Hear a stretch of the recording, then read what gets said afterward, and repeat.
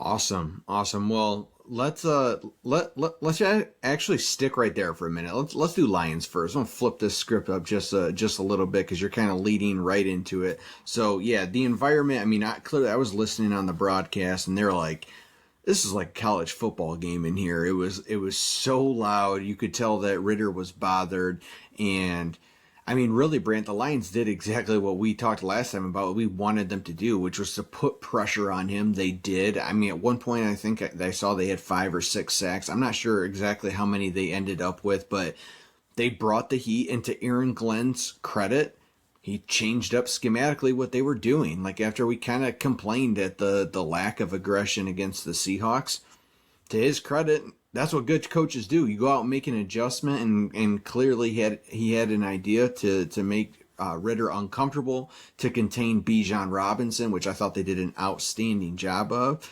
And they went in and, they scored 20 points or whatever it was. Maybe left a little bit, to be desired on offense. I think they're definitely missing David Montgomery. That O-line is banged up, but man, defensively, that was everything you could ask for and more. Do you agree? Yeah, absolutely, Dave. I mean, it almost felt like that game had to be won the way that they won it. It felt like the defense had to play that type of game for them to win. And Dave, you talked about the missing pieces that were on offense. But how about those pieces that were there? Sam Laporta with a major play. I don't know if that was Ben Johnson's call on the goal line for the Jared Goff zone read keeper situation, but whether it was Jared Goff reading that play or Ben Johnson just says, you know what, I think you're going to be so open on this, you better just pull it. Whatever happened there, it was beautiful to watch. It was like a symphony almost. Like it was just like we were coaching circles around the Falcons coaching staff, and that's such a good feeling, Dave, because it starts to instill trust. And you had already talked about the defensive game plan from Aaron Glenn. And, he puts Derek Barnes on the edge, and all of a sudden it's a little bit different, right? And it's something that this offense hadn't seen yet from the Falcons' offensive side of the ball. They hadn't seen that from the Lions. So it's just, the blitzing was a little different. There was some different packages that Aaron Glenn rolled out there, and everything seemed to be working. And I know, Dave, it's the NFL. Sometimes these things aren't going to click like that. But on Sunday, it was clicking, and it's the reason that they won the game. It's odd to say, but the coaching really pulled this one out, Dave. Absolutely. I think that Dan Campbell, too, I mean, he's so unpredictable, man. It's like from game to game, I just don't know, like, what I'm going to get. Like, in this game, it seemed a little bit more conservative, like it? Punting the football on like 4th and 1 or 4th and 2. Like, I'm like, okay.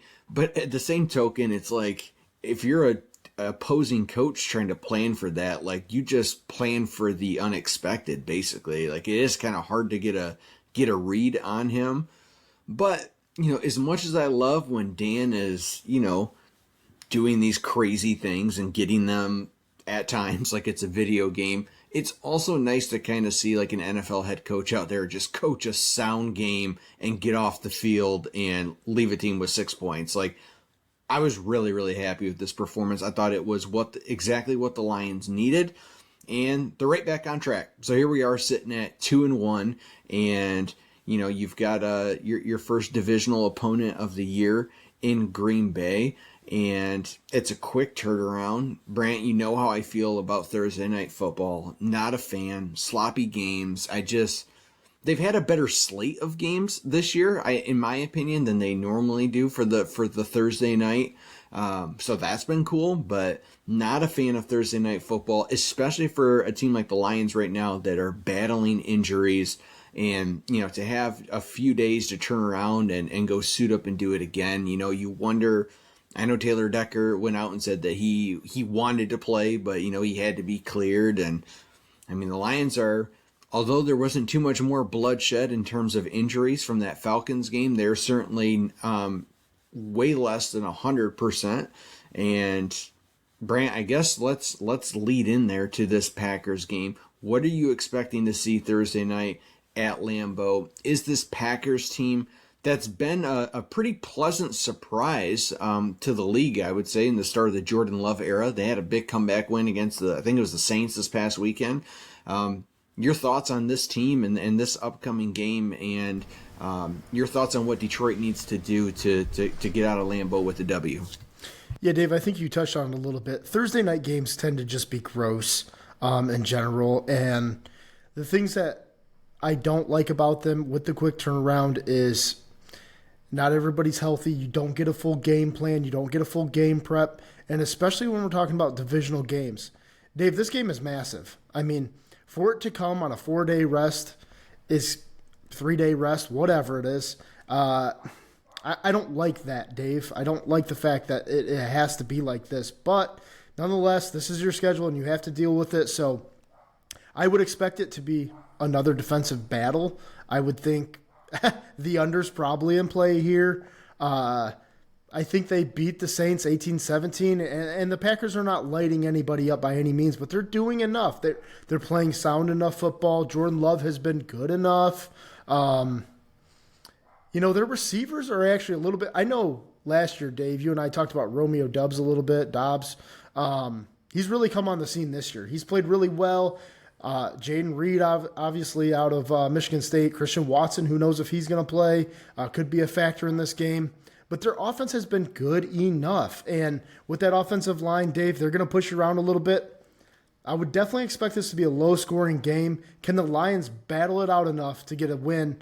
I think they're going to have to, to use the Dan Campbell term, they're going to have to grit this one out. I think this is going to be a close game. I'd like it to be more of a defensive battle. May come down to Goff leading these guys, man. Yeah, I agree. And I mean, I think one thing to remember about that Packers Saints game too is like they were down 17-0 at one point. I think turned around and won that game like 18-17. So that's an emotional win right there. Those guys, I mean, and credit to Matt LaFleur and getting these guys like in a spot to win a game like that with a unproven quarterback. I mean, they've got injuries too with Christian Watson was out, Aaron Jones was out. So yeah, they're getting it done and they're sitting at 2-1 and they look to be the only clear contender in the NFC North as the Vikings and the Bears are both 0-3, right?